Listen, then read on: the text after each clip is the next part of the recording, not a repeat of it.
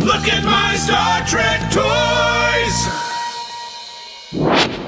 Whoosh up, everybody. Welcome back to Look at My Star Trek Toys. It's a little show where I'm Keith Varney. I show my buddy Mike and Deglio Star Trek toys. Yeah. We have covered the Playmates figures extensively. So go look back in the playlist. You can see hundreds of at this point, probably at least 100 episodes of hundreds and hundreds of toys. Lots of fun stuff out there for you.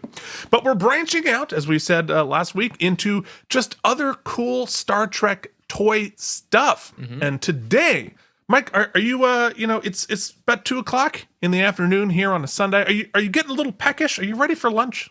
Yeah. As a matter of fact, a little hair of the dog. Keith, I'm straight hungover from a party last night, so if I'd rather just listen to you tell me a story, if you would. I mean, you texted me about being hungover, and like you were proud of it. Like, I'm over 40 and I'm hungover. I was just like, yeah, buddy. Because it was like it's like a normal hangover. Like I feel like I had a good night, but not one of at 40, it could be death. Like I could be straight in the hospital. So I'm just glad that. Well, we're all grateful that you're here, and so you might need a little snack to help with that. So today, we are going to be talking about a Star Trek, wait for it, Lunchbox. Oh boy, that's old school. The stickers on straight wrong. It is on straight wrong. So I want to tell the story of this lunchbox. So first off, let's go to Toy Cam and I'll show you what it is. And this is a 1998 Thermos lunchbox featuring some of the very first promo photos of the first season of Star Trek: The Next Generation here. They really did a great job just lining up the sticker. Who was I don't know blonde in season 1? That is Tasha Yar. Yeah. Tasha Yar. So we have very young Wesley. We have Tasha Yar. We see everybody in their first season get-ups, including Geordi in red, Riker without the beard. We have Troy in her gray. And, of course, we have Worf, barely visible. I don't know why they didn't feel like they had to light Worf, but he is in there. And we also have some really fascinating mixture of photography and then, like, artwork of whatever these orbs are that have never been seen on the show whatsoever. But this is it's a Thermos lunchbox, and if you open it up, that clip, man, the nostalgia, the ephemera, right? And we have a Thermos. Now I did some research on this, and some of these boxes came with Star Trek branded thermis. Mm-hmm. I don't know what is the plural of thermoses, but this is just the regular white and blue matching it. And this was clearly like a lunchbox that was used in the real life. Tell me that latch doesn't did you bring you right have this back when you were in elementary school? Because I remember my first Thermos lunchbox was a Transformers, the 80s Gen 1 Transformers Thermos lunchbox. That's a good one. I don't think... no, I did not get this back in the day. I'm going to tell you the story of how I acquired this. And it will be interesting probably only to Mike and literally nobody else. But we're on the internet. There's somebody out there who found this that is needing to hear it. Wait till you hear the story and then determine whether or not anybody else cares. So one of the great things about being a writer is you get to write stage directions. Mm-hmm. And if you are ever lucky enough to have something produced, the stage directions become real life. So this was a prop used in the Nymph production of I Got Fired. And so I wrote, there's a scene where the character of Rick, who is a big Star Trek fan, big nerd, that's part of my personality, and they have a scene in the lunchroom.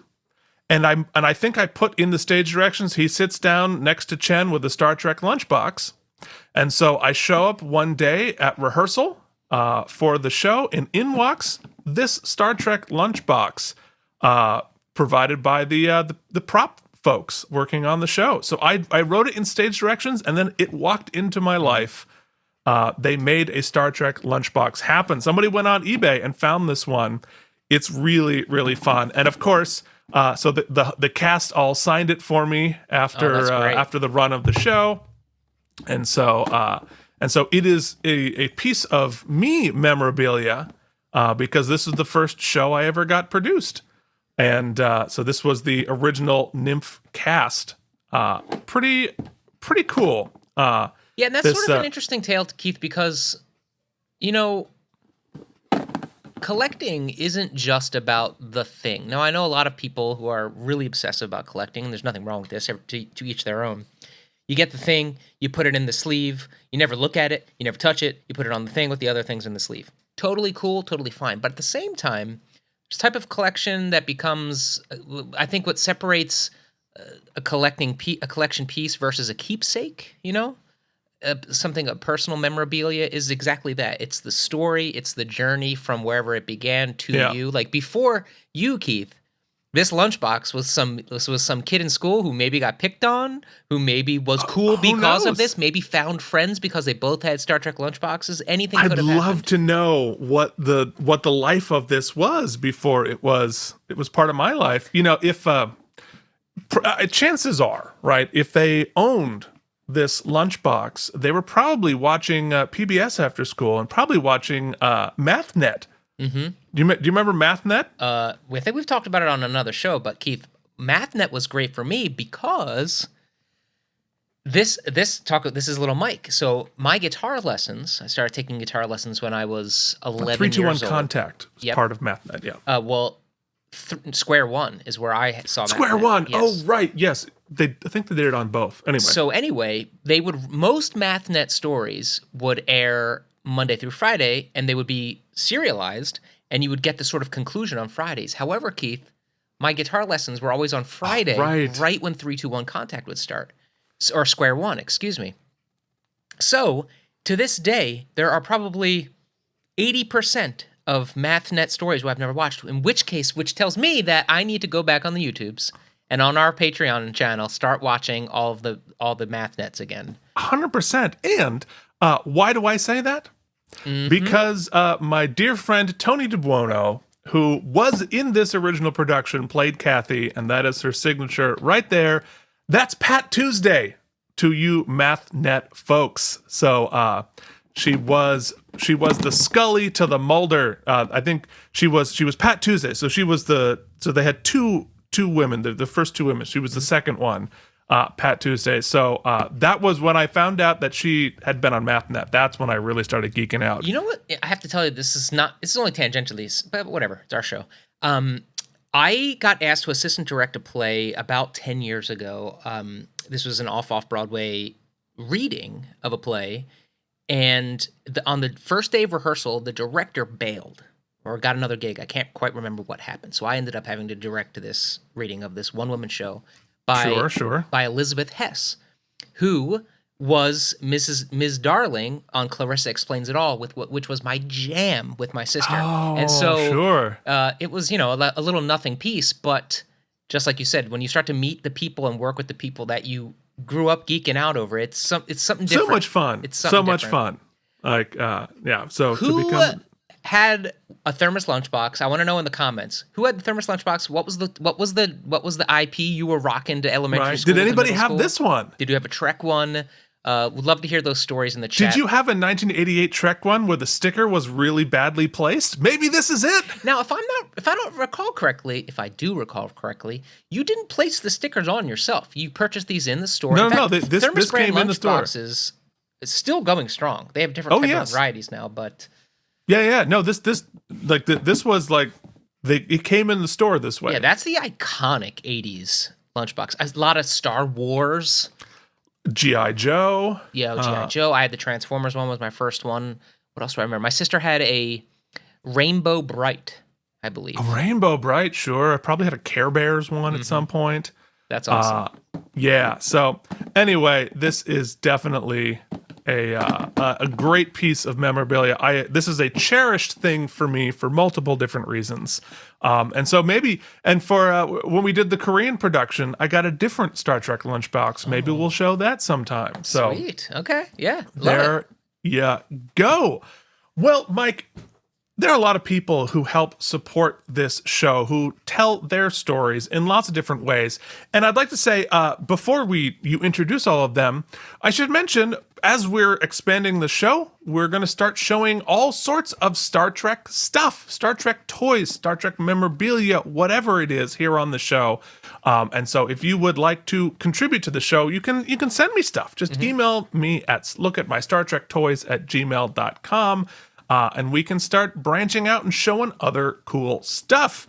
But you'll never be as cool as the people who support this show, Mike. Our story continues because of the kind donations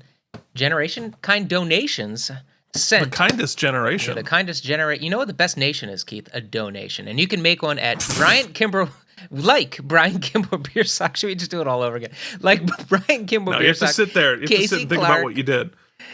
Jason Moe, Peter Bank, Frank Rinch, Joshua Cronin, Andrew Hayes, Jorge Navoa, and the mysterious Worf Spiegel, Boot Shivs, Charles Babbage, Harry Pothead, CRM Productions, Nikolay, Ivanovich, Lobachevsky, Delusions at Noon, YouTube viewer James Hubbard, Chesley, Anguish, I'm getting used to it, Chesley, I'm getting there, JD Makes, Colin Dagan, Chris Mitchell, CRM, Pat, Joshua Cronin, and the people who have already sent us stuff in the mail. That's JD, Lutz Kremer, Walt Edridge. But that, I feel like we're going to need a whole new slide for it, Keith, when people send all of their cool Trek stuff for us to look at on the channel and tell your stories. If you don't want to send it in the mail, you can also just send an email with pictures and a story, and we'll try to get it on the show at some point.